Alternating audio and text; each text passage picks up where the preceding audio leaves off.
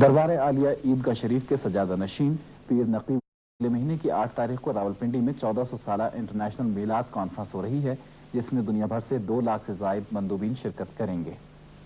انہوں نے کہا کہ آج دنیا اسلام کو جن مسائل کا سامنا ہے اس کے لیے ضروری ہے کہ ہم اسلامی تعلیمات پر عمل پیرا ہوں، کیونکہ اسلام تمام زمانوں کے مسائل کا حل پیش کرتا ہے۔ ایک ساتھ حاضر ہیں 3 ہمارے مہمان اسٹوڈیوز میں بیٹھے ہوئے ہیں اور تینوں کا تعارف ہم آپ سے کرا دیتے ہیں اور اس کے بعد ان سے گفتگو شروع کرتے ہیں۔ جلدی میں ہم اس وجہ سے ہیں تاکہ آپ کو زیادہ سے زیادہ سوال کرنے کا موقع ملے۔ پہلے ہمارے مہمان ہیں پیر نقیب الرحمان صاحب، سجادہ نشین عیدگاہ شریف، وصال رسول صلی اللہ علیہ وآلہ وسلم۔ 8 جون کو ایک عرس ہوتا ہے بڑا مشہور، ان سے متعلق ان سے بات کریں گے اور یہ کہ ان کے سلسلہ نے حضور اکرم صلی اللہ علیہ وسلم کی جو تعلیمات کو آگے بڑھانے میں کیا کردار ادا کیا۔ 5893 پہ سوال بھیجیے گا۔ پہلے ہمارے مہمان ہیں پیر نقیب الرحمان صاحب، سجادہ نشین عیدگاہ شریف۔ پیر صاحب یہ فرمائیے گا کہ وصال رسول صلی اللہ علیہ وسلم کا ایک عرس منایا جاتا ہے، آپ کے سلسلہ سے منسوب ہے، پس منظر پہ کچھ ارشاد فرمائیے۔ جی جناب، یہ ہمارے بانی طریقت قبلہ حافظ عبد الکریم رحمۃ اللہ علیہ، آپ نے اس کو 1898 میں شروع کیا۔ رسول کریم صلی اللہ علیہ وسلم آپ کا میلاد پاک 12 ربیع الاول کے لحاظ سے تو تمام دنیا میں منایا جاتا ہے، سب لوگوں کو معلوم ہے اس کے بارے میں، لیکن شمسی لحاظ سے 8 جون کا آپ کا یوم وصال بنتا ہے۔ ہمارے بانی طریقت آپ نے اس کی بنیاد 1898 میں رکھی۔ 100 سال سے چلتا آ رہا ہے۔ 100 سال سے چلتا آ رہا ہے جناب۔ تو اس عرس کا ہوتا کیا ہے؟ یہاں پہ بہت سے لوگ مندوبین شریک ہوتے ہیں؟ جی، ساری دنیا سے اس بار اس کے 7 سالہ تقریبات منائی جا رہی ہیں، ساری دنیا سے مندوبین آ رہے ہیں اور یہ سلسلہ آگے چل رہا ہے۔ سیرت النبی صلی اللہ علیہ وسلم کے حوالے سے ہم آپ سے پوچھتے ہیں کہ آپ کے سلسلہ کا کنٹریبیوشن کیا ہے حضور اکرم کی تعلیمات کو فروغ دینے میں؟ جی الحمدللہ، ہمارے ایک تو چاند کی ہر 12 تاریخ کو رسول کریم صلی اللہ علیہ وسلم آپ کا میلاد منایا جاتا ہے۔ ہم تھوڑا سا ہٹ کر بات کرتے ہیں اس سلسلے میں کہ ہر جگہ پر ایک بات اٹھتی ہے کہ مسلمان زوال پذیر کیوں ہیں؟ ہر بندے کے ذہن میں یہ سوال اٹھتا ہے کہ ہم مسلمان ہیں، ہم پیچھے کیوں جا رہے ہیں؟ لیکن ہم اس پہ نہیں غور کرتے کہ آیا ہم مسلمان ہیں؟ اس وقت فرقہ واریت کی جو ہوا اٹھی ہوئی ہے، جہاں دیکھیں آپ کسی سے پوچھیں کوئی کچھ بتائے گا، کوئی کچھ۔ اب ضرورت اس بات کی حضرت کہ ہم میں سے جو بولے وہ کہے کہ الحمدللہ میں مسلمان ہوں، اگر کوئی پوچھے۔ اس وقت اتنا افسوس ہوتا ہے جب ہم کسی ایمبیسی کا فارم بھرنے کے لیے جاتے ہیں تو ادھر ایک سیکریٹرین کا کھانا بنا ہوا ہوتا ہے کہ ادھر آپ لکھیں کہ کیا ہے آپ۔ تو ہم جو جس چیز پہ زور دے رہے ہیں وہ یہ بات ہے کہ جب جس طرح کے اب ہر بندہ بڑی معروف قرآنی آیت پاک ہے کہ الحمدللہ رب العالمین، اس پہ عمل کتنا ہے حضرت؟ کس قدر ہم اس سے دور ہیں؟ مطلب قول و فعل میں ہمارے کس قدر تضاد۔ ہم یہ تو ضرور کہتے ہیں کہ پالنے والا وہ ذات ہے، لیکن جس طرح ہمارا بینک کا نظام ہے، پھر رسول کریم صلی اللہ علیہ وسلم آپ کی تعلیمات کو لیں، کون شخص کہہ سکتا ہے کہ ہم اس وقت اس پر چل رہے ہیں؟ میں اکثر ایک بات پر ذکر کیا کرتا ہوں کہ اس وقت جو پہلی امتوں میں اگر ایک عیب ہوتا تھا تو اس کو یہ تباہی آ جاتی تھی، ہو جاتا تھا۔ اس وقت اگر ہم بچے میں ہیں تو صرف رسول کریم صلی اللہ علیہ وسلم، کیونکہ جیسے کہ اللہ کریم نے اپنے لیے فرمایا کہ میں کائنات کا پالنے والا ہوں، اسی طرح رسول کریم صلی اللہ علیہ وسلم آپ کے لیے فرمایا کہ آپ کائنات کے لیے رحمت ہیں۔ اب ہم نان مسلم ورلڈ کو کیا امپریشن دیتے ہیں حضرت؟ جو مساجد میں فائرنگ ہوتی ہے جو ہوتی ہے اس سے وہ ہمارے بارے میں کیا امپریشن لیتے ہوں گے؟ یہ وہ جو راستہ حضور اکرم نے ہمارے لیے جس کا تعین کیا تھا، جو تعلیمات انہوں نے ہمیں دی، ان سے ہم بالکل ہٹ کے راہ راست پہ واپس آنے کا کیا طریقہ ہو، کیا کرنا چاہیے؟ ہم اپنے قول و فعل میں تضاد ختم کریں حضرت، ہم سود سے دور ہٹیں، ہم جو رسول کریم صلی اللہ علیہ وسلم آپ کا فرمان مبارک ہے کہ جھوٹ مت بولو، پھر اللہ کریم کا فرمان ہے کہ کوئی زیرو نہیں آتا مگر اپنا رزق لے کر۔ اب اس کے اوپر میں کیا تفصیل سے جاؤں حضرت؟ ہمیں یقین محکم پیدا کرنا ہوگا حضرت۔ دوسری جگہ پھر اللہ کریم ہمارے ہر حال سے واقف ہے۔ دوسری جگہ قرآن پاک میں فرماتا ہے کہ جن لوگوں نے کہا کہ رب ہمارا اللہ ہے اور پھر اس پر قائم ہو گئے، یہ جو آگے آ گیا نا بریکٹس میں قائم ہو گئے، وہ یہ زبانی نہیں چاہتا، وہ چاہتا ہے کہ ہم جب اس پہ یقین رکھیں تو پھر ہمارا یقین محکم ہو اس کی ذات اعلیٰ، ہمارے ہر چیز فیتھ کی بات جناب۔ جب تک فیتھ نہیں ہوگا اس وقت قول و فعل کا تضاد جب ختم نہیں ہوگا، تضاد ختم نہیں ہوگا تو نفسا نفسی ختم نہیں ہوگی۔ آپ کی چند تصانیف بھی؟ جی جناب، تفسیر متعلق کچھ فرمائیے۔ جی جناب، جو سارا سیرت پاک کے بارے میں ہی کام ہو رہا ہے جناب، یہ بھی جو 7 سالہ تقریبات ہیں اس پہ بھی ساری دنیا سے لوگ جو آ رہے ہیں، یہ الحمدللہ ہمارے ادھر ہر مکتبہ فکر کے علماء آتے ہیں اور دنیا والے دیکھ سکتے ہیں کہ اگر سب مل کر بیٹھنا چاہیں تو یہ کوئی مشکل کام نہیں. یہ بڑی بات ہے کہ کسی خاص فقہ کو یا کسی خاص سیکٹ کو نہیں آپ انوالو کرتے, تمام مکتبہ فکر کے لوگ وہاں بیٹھ کے بات کرتے ہیں اور ان موضوعات پہ بات کرتے ہیں ان کا براہ راست تعلق امت مسلمہ کی ترقی سے. جی جناب, کیونکہ رسول کریم صلی اللہ علیہ وسلم آپ کا یہ ایک نام نامی ہے جس پر ہم لوگ متحد ہو سکتے ہیں. آپ سے ہٹ کر کبھی کچھ ہو نہیں سکتا جناب, یہ بات تو پکی ہے نا کہ رسول کریم صلی اللہ علیہ وسلم آپ کا نام ہے جس پہ آپ کسی مکتبہ فکر کے علماء کو بلا لیں, ہر بندہ آپ کے ذات اعلیٰ پر مکمل, اور وہ ایمان کی نشانی ہے, اس سے ہٹ کر کچھ ہو نہیں سکتا. بہت بہت شکریہ آپ کا. اگر ایمان کی نشانی کی بات ہوئی تو ایمان کی نشانی میں سے ایک نشانی یہ بھی ہے کہ شخصیت کیا ہے. اللہ کریم کے جو شاعر ہیں وہ ہر جگہ ظاہر ہیں جناب. اب حضرت ابراہیم علیہ السلام کا پیر مبارک جو ہے یہ کیا چیز کہا جائے گی. اب دیکھیں طواف کیا جاتا ہے بیت اللہ شریف کا کہ چکر لگاؤ اس کے بعد میں پھر کیا حکم ہے کہ مقام ابراہیم پر جاؤ اور پھر حضرت ابراہیم علیہ السلام کا ادھر پیر مبارک کا عکس ہے اس کے سامنے جا کے سجدہ کرو. یہ سب شاعر ہیں زندہ, مطلب ہمارا یہ تو یقین ہے محکم ہے کہ رسول کریم صلی اللہ علیہ وسلم آپ حیات النبی پہ آپ کا یہ ہمارا یقین ہے محکم ہے کہ آپ ہیں ہر وقت ہمارے ساتھ ہیں اور یہ عین قرآن کے مطابق ہے. رحیم یار خان سے مزور علی صاحب نے بھی اسی قسم کا سوال بھیجا تھا. ایک اور سوال آپ سے کرتے, راجہ نثار احمد سرائے عالمگیر سے سوال بھیجا. تحریک قیام پاکستان میں صوفیاء اور علماء کا کردار بڑا واضح ہے لیکن موجودہ دور میں یہ لوگ اپنا کردار صحیح ادا نہیں کر رہے, اسی کیا وجہ؟ اس کے لیے میں پہلے ہی عرض کر چکا حضرت کہ سارا مسئلہ یہی ہے کہ قول و فعل کا تضاد ہے. ہمیں جو ہم قرآن میں پڑھتے ہیں اس پر ہمیں سختی سے عمل کرنا ہوگا, پھر یہ سارے معاملات ٹھیک ہوں گے. سعدیہ نے راولپنڈی سے 2 سوال بھیجے, ایک آپ کے لیے ایک قریشی صاحب کے لیے. آپ کے لیے سوال یہ ہے کہ اسلامی تعلیمات سے کیوں ہٹ گئے جس کے لیے آپ نے فرمایا کہ قول و فعل میں بہت تضاد ہے. قریشی صاحب آپ کے لیے سوال بھیجا ہے, سیرت النبی صلی اللہ علیہ وسلم کے حوالے سے آپ آئندہ کیا کرنا چاہتے ہیں؟ کیا کوئی سیرت کی ترویج کے لیے درسگاہ کوئی منصوبہ ہے؟ جی جناب, اس سلسلے میں اللہ کے کرم سے میں کام کر رہا ہوں اور اس میں میرا زیادہ زور اس بات پہ ہے کہ ضعیف حدیث جو ہیں وہ رد کی جائے. رسول کریم صلی اللہ علیہ وسلم آپ کی خدمت میں عرض کی گئی کہ یا رسول اللہ صلی اللہ علیہ وسلم اگر آپ کا کوئی فرمان ہم تک پہنچے ہمیں کیسے پتہ چلے گا کہ آپ کا فرمان ہے یا نہیں ہے؟ آپ نے فرمایا یہ قرآن میں تمہارے درمیان کا سوٹی چھوڑ چلاؤں, جو اس سے مطابقت رکھے وہ میری حدیث ہوگی, جو اس سے مطابقت نہ رکھے وہ میری بات ہرگز نہ ہوگی. میری اس چیز پہ پوری کوشش ہے کہ قرآن پاک سے جو مطابقت رکھتی ہیں حدیث پاک وہی صحیح حدیث ہیں, اس پہ زیادہ کام کیا جا رہا ہے جناب.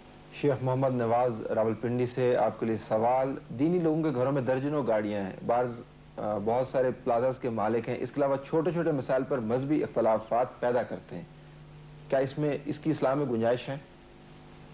رسول کریم صلی اللہ علیہ وسلم آپ کی سیرت پاک کو دیکھا جائے جناب تو یہ ساری چیز ظاہر ہے. آپ کی سیرت پاک پڑھیں, ہمارے علم میں ہو کہ آپ کے کیا فرمان ہے, تو یہ ساری چیزیں یہاں ہیں جناب. خالد محمود صاحب نے راولپنڈی سے سوال بھیجا, جانا وہ یہی چاہتے ہیں کہ آج کل دنیا بھر میں مسلمانوں کی صفوں میں اتحاد نہیں ہے, جبکہ جو باہر کے لوگ ہیں یہود اور دوسرے لوگ مسلمانوں کو نقصان پہنچانے میں یکجا ہیں. مسلمانوں میں اتحاد پیدا کرنے کے لیے ہمیں کیا کرنا چاہیے؟ یہ بار بار سوال آ رہا ہے. آج کل سب سے اہم موضوع یہی ہے جناب کہ مسلمانوں کو آپس میں متحد ہونا چاہیے. یہ فروعی اختلافات سے ہٹ کر, جیسے میں نے پہلے کہا کہ ہمارے سے جب کوئی پوچھے تو ہماری زبان سے نکلے کہ الحمدللہ میں مسلمان ہوں, تو اللہ کا کرم شامل حال ہوگا. مسز راحت انور نے جھنگ سے ایک بڑا اہم سوال بھیجا, مسلمان ایک دوسرے پر کفر کے فتوے صادر کر دیتے ہیں, یہ کس حد تک درست ہے؟ اس میں بہت زیادہ احتیاط کی ضرورت ہے جناب. رسول کریم صلی اللہ علیہ وسلم آپ کا فرمان مبارک ہے کہ اگر کوئی شخص کسی کو کہے اور وہ اس پر اگر لاگو نہیں ہوتا تو وہ لوٹ کر اس کی جانب آئے گا. اس پر ہمیں بہت زیادہ احتیاط کی ضرورت ہے.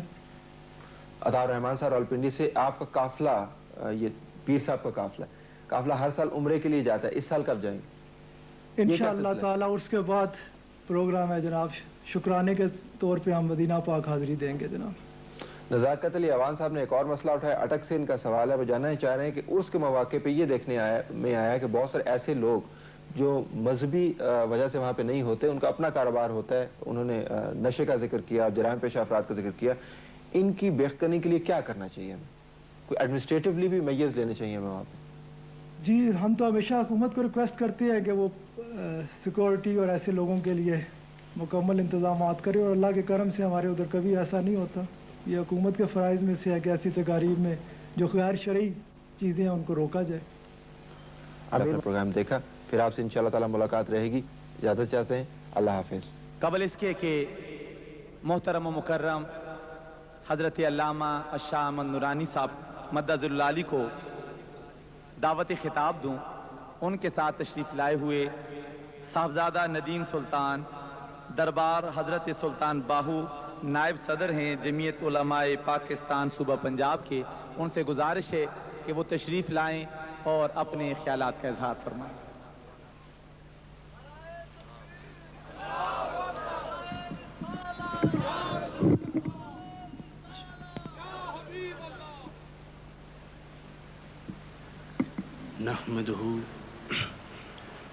نحمده ونصلي على رسوله الكريم اما بعد فاعوذ بالله من الشيطان الرجيم بسم الله الرحمن الرحيم ذلك الكتاب لا ريب فيه صدق الله مولانا العظيم ان الله وملائكته يصلون على النبي یا ایہا الذین آمنوا صلوا علیہ وسلموا تسلیما. الصلاۃ والسلام علیک یا رسول اللہ، الصلاۃ والسلام علیک یا حبیب اللہ، الصلاۃ والسلام علیک یا رحمت للعالمین. الف اللہ چمبے دی بوٹی مرشد من میرے وچ لائی ہو، نفی اسبات دا پانی ملیا ہر رگے ہر جائی ہو، اندر بوٹی مشک مچایا جان پھلن تے آئی ہو، جیوے مرشد کامل باہو جائیں اے بوٹی لائی ہو.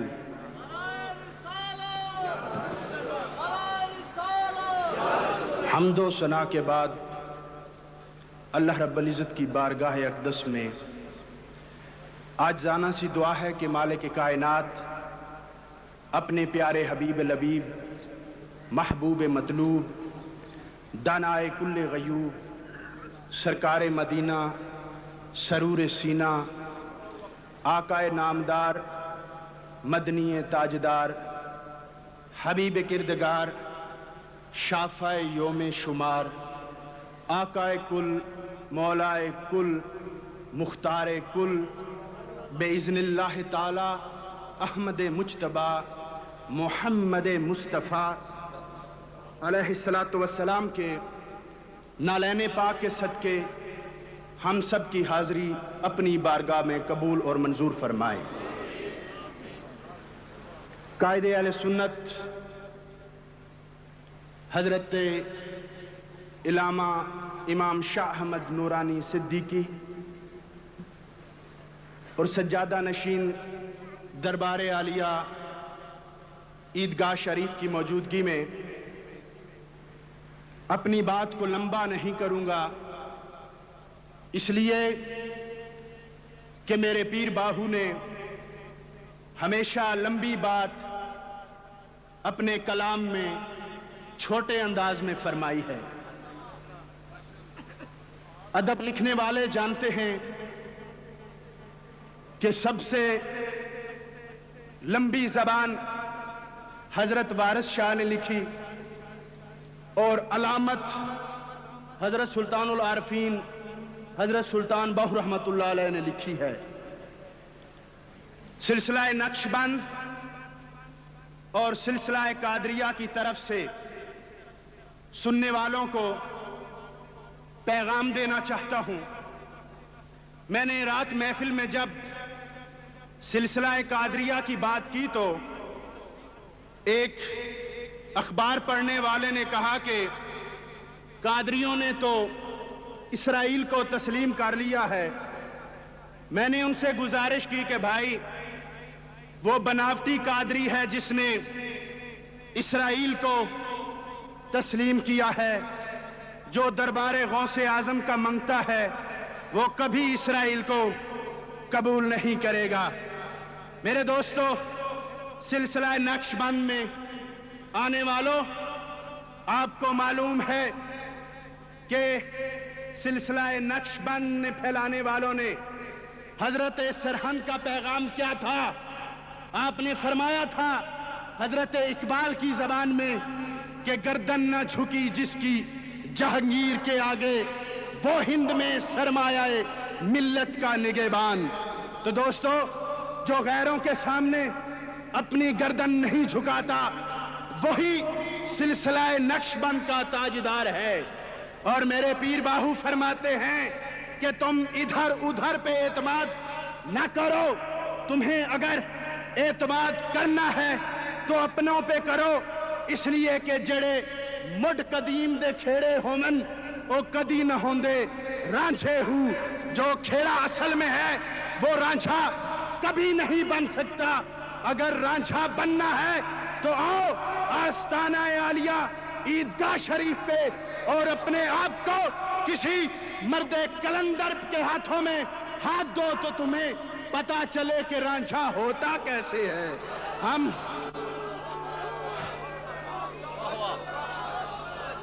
اور جو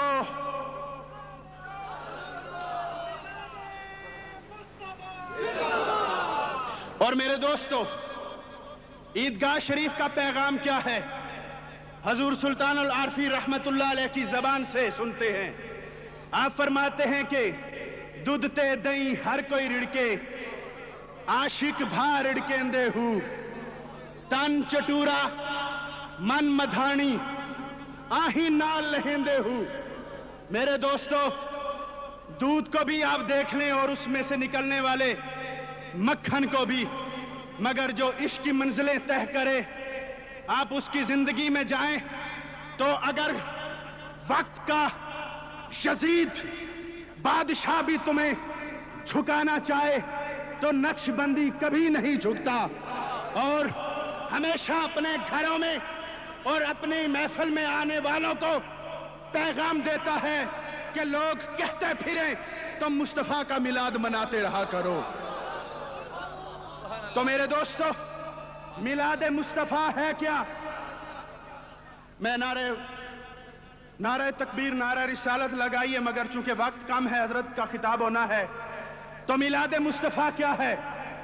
میلاد مصطفیٰ جب منایا جاتا ہے تو میری آنکھوں کے سامنے مفسرین کی وہ کتابیں آ جاتی ہیں جن میں وہ لکھتے ہیں کہ جب سرکار کی پیدائش ہوئی تو بیواؤں نے اپنی جھولیوں کو پھیلایا تھا کہ اے مالک، تیری بارگاہ کا شکر ہے کہ آج ہمیں بھی زندگی ملے گی۔ میں کہتا ہوں کہ ان چھوٹی چھوٹی بچیوں نے بھی دربار خداوندی میں جھولی پھیلائی تھی کہ مالک، تیری بارگاہ میں شکر ہے کہ ہم بچیوں کی زندگی رکھنے والا مصطفیٰ آ گیا ہے۔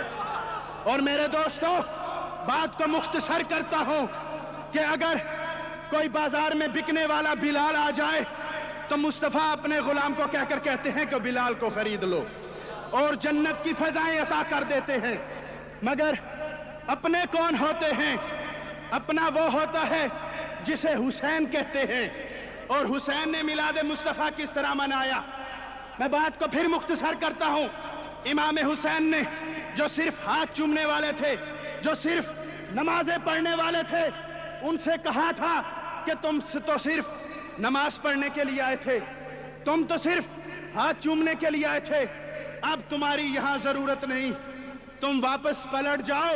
مگر جو دل سے، جو دماغ سے محفل میلاد منانے والے تھے، انہیں خط لکھ کر بلایا تھا کہ آ جاؤ آ جاؤ۔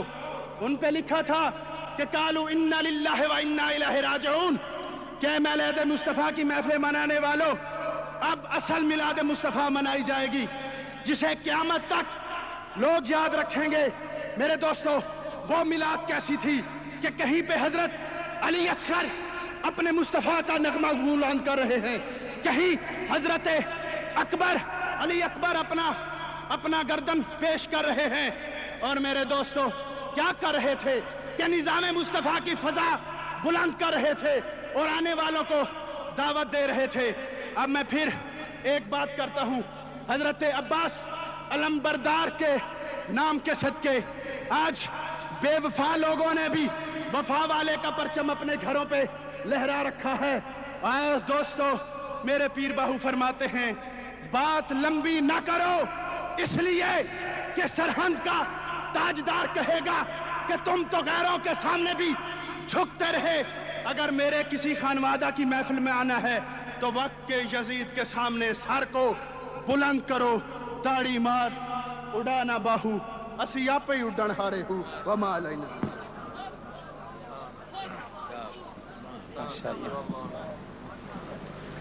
یہ تھے جناب صاحبزادہ ندیم سلطان صاحب، دربار حضرت سلطان باہو سے بہت فکر انگیز خطاب فرما رہے تھے۔ اللہ تعالی ہم سب کو ایسی عظیم فکر عطا فرمائے۔ اب چونکہ محترم و مکرم قائد اہل سنت جناب علامہ شاہ احمد نورانی صاحب نے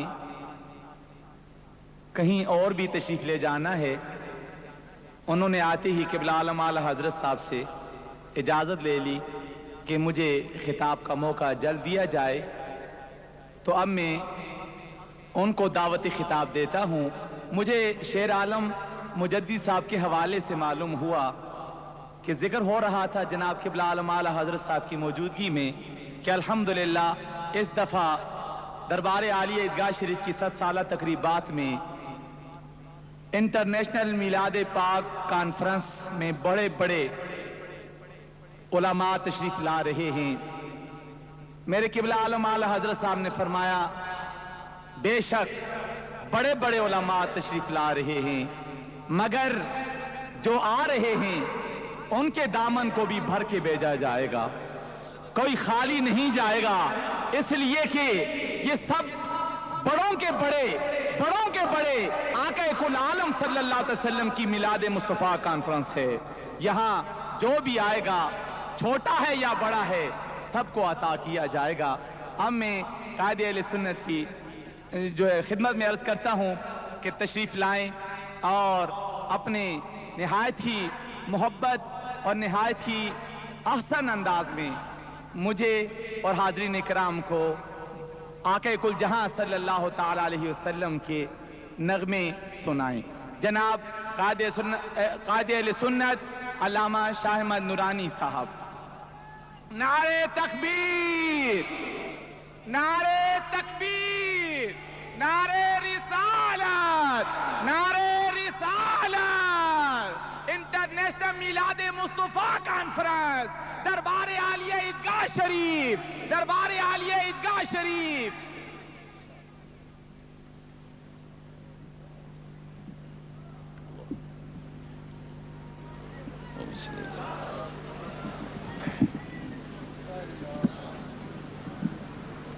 أعوذ بالله من الشيطان الرجيم، بسم الله الرحمن الرحيم، الحمد لله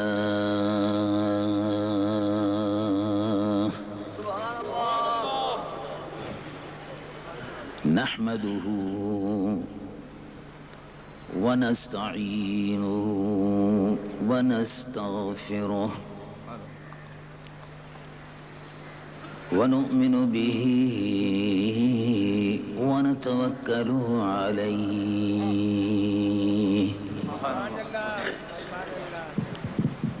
ونعوذ بالله من شرور أنفسنا ومن سيئات أعمالنا، من يهده الله فلا مضل له ومن يضلله فلا هادي له، ونشهد أن لا إله إلا الله وحده وحده وحده لا شريك له. ونشهد أن سيدنا ونبينا وحبيبنا ومولانا محمد صلى الله تعالى عليه وسلم عبده ورسوله الذي أرسل إلى الخلق كافة بشيرا ونذيرا وداعيا إلى الله بإذنه وسراجا منيرا. وبشر المؤمنين بأن لهم من الله فضلا كبيرا. فهو الحبيب الذي ترجى شفاعته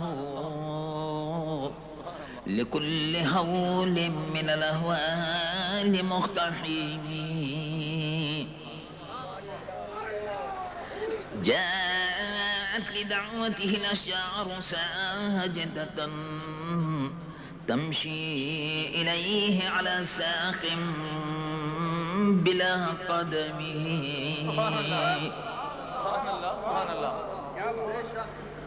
ومن تكن برسول الله نصرته إن تلقه الأسد في آجامها تجمي. يا رب صل وسلم دائما أبدا على حبيبك خير الخلق كلهم. اللهم صل على حبيبك سيدنا مولانا محمد صاحب الوجه الأنور والجبين الأزهر صلاة وسلاما عليك يا سيدي يا رسول الله. الحمدللہ عرس شریف کی اس سالہ تقریبات کے سلسلے میں اس بابرکت اجتماع میں میں بھی الحمدللہ حاضر ہوں اور آپ بھی دور و دراز سے قرب و جوار سے اس بابرکت اجتماع میں شرکت کے لیے تشریف لائے. اللہ تبارک و تعالی مجھ گنہگار و سیاہکار کی اور آپ کی سب کی اس حاضری کو قبول فرمائے. صاحب سجادہ دربار عالیہ عیدگاہ شریف قابل مبارکباد ہیں کہ انہوں نے ان تقریبات کے اہتمام کو اپنے معمولات میں داخل رکھا اور یہ معمولات 100 سال سے چلے آ رہے ہیں وہ الحمدللہ جاری ہیں اور انشاءاللہ العزیز تا قیامت جاری و ساری رہے.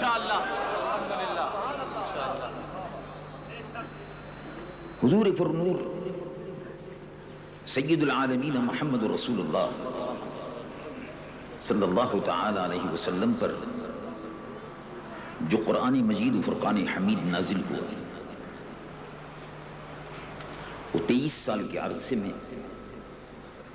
مکمل ضابطۂ زندگی اور ضابطۂ بندگی لے کر آیا. اس میں زندگی کا بھی ضابطہ ہے اور بندگی کا بھی ضابطہ ہے. زندگی کیسے گزاری جائے اور بندگی کیسے کی جائے یہ اس قرآن میں موجود ہے.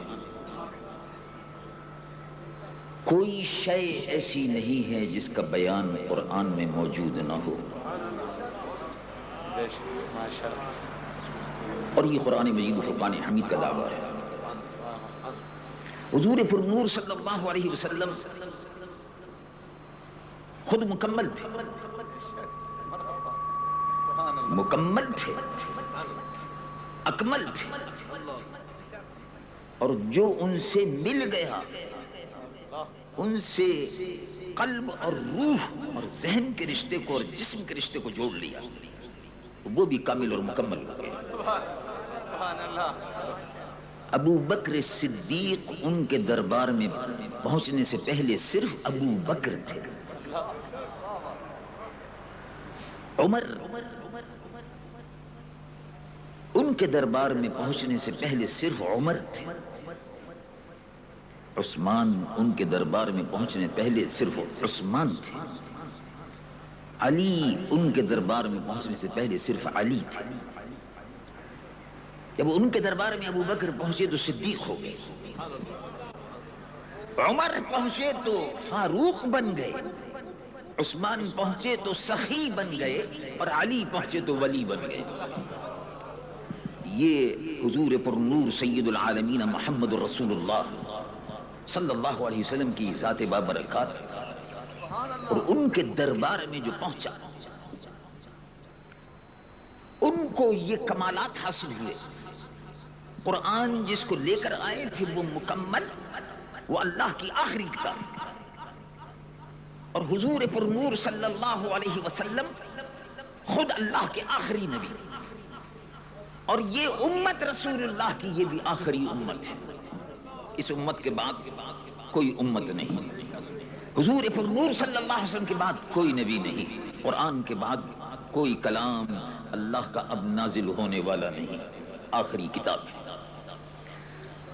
تو قرآن مجید و فرقان حمید کا دعویٰ ہے، اور اللہ رب العالمین جل جلالہ عمن والہ نے 1450 سال قبل جو یہ ارشاد فرمایا تھا وہ حق ہے، تو قیامت تک یہ اعلان ہوتا رہے گا۔ رب العالمین جل جلالہ عمن والہ ارشاد فرماتا ولا رطب ولا یابس الا فی کتاب مبین، کوئی خشک اور کوئی تر چیز نہیں ہے جس کا بیان قرآن میں موجود نہ ہو۔ قرآن میں سب کچھ ہے، لیکن بعض لوگ کہتے ہیں کہ قرآن میں سب کچھ ہے مگر ایک بات نہیں ہے۔ کیا بات ہے؟ وہ قرآن میں سب کچھ ہے، وہ سیاست نہیں ہے۔ تو ہم تو یہ دعویٰ کرتے تھے کہ قرآن میں سب کچھ ہے، سائنس قرآن میں ہے، قرآن میں سائنس ہے۔ ہم یہ دعویٰ کرتے تھے اور آج بھی اس دعوے پر قائم ہیں کہ جو بھی علم قیامت تک روئے زمین پر متعارف ہوتے رہیں گے اس علم کا سرچشمہ قرآن ہے۔ حضور پر نور سید العالمین محمد رسول اللہ صلی اللہ علیہ وسلم کے عظیم المرتبہ صحابی اور چچزاد بھائی سیدنا عبداللہ بن عباس حبر الامہ رضی اللہ عنہ ارشاد فرماتے ہیں جمیع العلوم فی القرآن، تمام علوم قرآن میں موجود ہیں، لیکن تقاصر عنہ فہم الرجال، تمام علوم کا سرچشمہ قرآن ہے لیکن لوگوں کا فہم ذہن اس تک پہنچنے سے قاصر ہے۔ ہر آدمی جو سمندر میں ڈبکی لگاتا ہے اس کو موتی نہیں ملتے، اور جو موتی شناس ہے اس کو جب وہ ڈبکی لگاتا ہے تو وہ موتی نکال کے لاتا ہے۔ تو قرآن مجید و فرقان حمید اللہ رب العالمین جل جلالہ عمن والہ نے اس کو سرچشمہ بنایا۔ موجودہ دور میں سائنس کے متلاشی اور سائنس کے سربراہ ڈاکٹر मोरिस बुखाइल, फ्रांसीसी जुबान में उन्होंने किताब लिखी। फ्रांस की कदीम तरीन यूनिवर्सिटी कि वो केमिस्ट्री के प्रोफेसर और डीन उसके रहे सरबराह।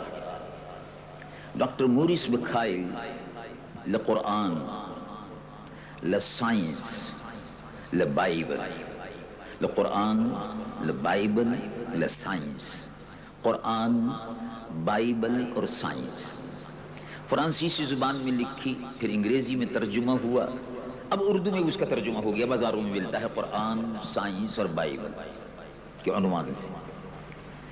डॉक्टर मोरिस बुखाइल कहते हैं कि हम इस जुस्तजू में थे कि बाइबल जो है ये बड़ी अच्छी किताब है।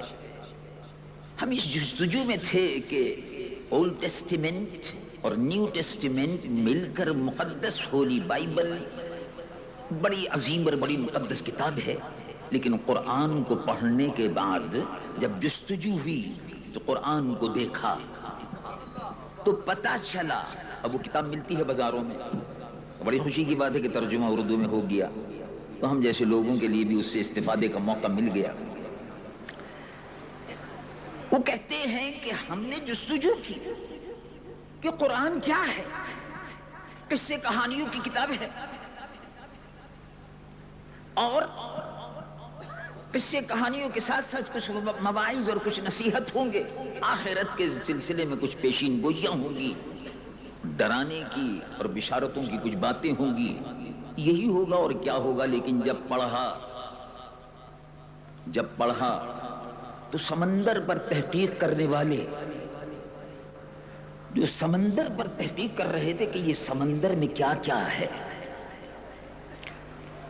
कश्तियों पर, जहाजों पर तहकीक कर रहे थे कि कैसे चलती हैं, क्यों कर चलती हैं, किस तरह से समंदर के पानी पर ये अपनी वजूद को बरकरार रखती हैं, इस पर जब तहकीक कर रहे थे तो समंदर का पानी जो है उस पर तहकीक कर रहे थे, लेकिन कुछ पता नहीं चलता था। कुरान पढ़ने के बाद एक नई जिहत और एक नई सिमत मिली, नया डायरेक्शन मिला। डायरेक्टिव ये था कि कुरान मजीद फुरकान हमीद की आयतें पढ़ते पढ़ते जब हम इस पर पहुंचे, रब्बुल आलमीन जल्ल जलालुहु अम्मा वालु इरशाद फरमाता है मरजल बहरैनी यल्तक़ियानी बैनहुमा बरज़खुन ला यबग़ियान फबिअय्यि आलाइ रब्बिकुमा तुकज़्ज़िबान। मरजल बहरैन, दो समंदर मिल रहे हैं। तो साइंटिस्ट कहता है, साइंसदान कहता है, फ्रांस की सारबोना यूनिवर्सिटी का सरबराह कहता है, फिजिक्स और केमिस्ट्री डिपार्टमेंट का सरबराह कहता है, मैं हैरान इस आयत को पढ़ने के बाद मैं सोच रहा हूं, सोचता रहा, फिर इस नतीजे पर पहुंचा कि ये बात किसी किताब में नहीं है, समंदर की तहकीक हो रही है कि ये समंदर एक दूसरे से मिलते हैं, रंग नहीं बदलता। मेडिटेरेनियन सी एक समंदर, मेडिटेरेनियन अटलांटिक से मिलता है, जिब्राल्टर जहां है, मेडिटेरेनियन और अटलांटिक ओशन जिब्राल्टर पर मिलते हैं। केप टाउन के मकाम पर, cap of good hope, Africa, south Africa, cap of good hope, Cape Town के मकाम पर इंडियन ओशन और अटलांटिक ओशन मिलते हैं। पैसिफिक और अटलांटिक मिलते हैं, पनामा के रास्ते मिलते हैं, जापान, ऑस्ट्रेलिया, ये पैसिफिक के इलाके फिर इंडियन ओशन से मिलते हैं, सिंगापुर, बे ऑफ मलाका, ये मिलते हैं। इसका रंग मुख्तलिफ है, उसका रंग मुख्तलिफ है, दोनों मौजें मिलती हैं। سمندر ملتے ہیں، سمندروں کے درمیان میں کوئی دیوار تو نہیں. نام ہم نے رکھا ہے انڈین اوشن، نام ہم نے رکھا ہے اٹلانٹک اوشن، نام ہم نے رکھا ہے ریڈ سی، نام ہم نے رکھا ہے عربین سی، نام ہم نے رکھا ہے انڈین اوشن. یہ تو ہم نے نام رکھے ہیں، اندر تو کوئی دیوار نہیں ہے.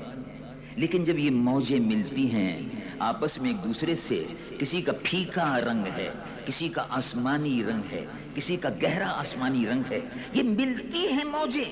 جب موجیں ایک دوسرے سے ملنے کے بعد الگ ہوتی ہیں تو رنگ میں کوئی فرق نہیں آتا. اب اس پر تحقیق شروع ہو گئی. مرج البحرین یلتقیان بینہما برزخ لا یبغیان. ایسا معلوم ہوتا ہے دیوار بیچ میں، ان کے درمیان میں حائل ہے.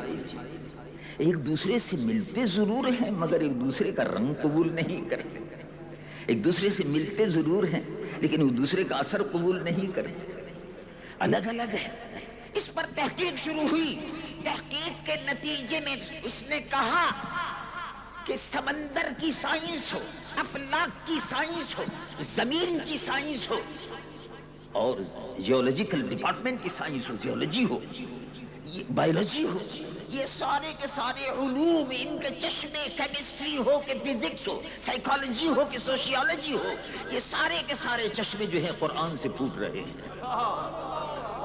اور میں مشرف بہ اسلام ہوتا ہوں. ڈاکٹر مورس بکائل نے اسلام قبول کر لیا. تو ڈاکٹر مورس بکائل کہتا ہے اسلام میں سائنس بھی ہے، اسلام میں سیاست بھی ہے، اسلام میں معاملات بھی ہیں، ماں اور باپ کے حقوق بھی ہیں، اسلام میں رشتہ داروں کے حقوق بھی ہیں. وَآتِ ذِي الْقُرْبَى حَقَّهُ وَقَضَىٰ رَبُّكَ أَلَّا تَعْبُدُوا إِلَّا إِيَّاهُ وَبِالْوَالِدَيْنِ إِحْسَانًا. والدین کے بھی حقوق ہیں، پڑوسیوں کے بھی حقوق ہیں، ساتھ بیٹھنے والے کے بھی حقوق ہے. وَالْجَارِ ذِي الْقُرْبَى وَالْجَارِ الْجَنبِ وَابْنِ السَّبِيلِ. مجاہدین کے بھی حقوق ہیں، پڑوسیوں کے بھی حقوق ہیں، مسلمانوں کے مسلمانوں پر حقوق ہیں.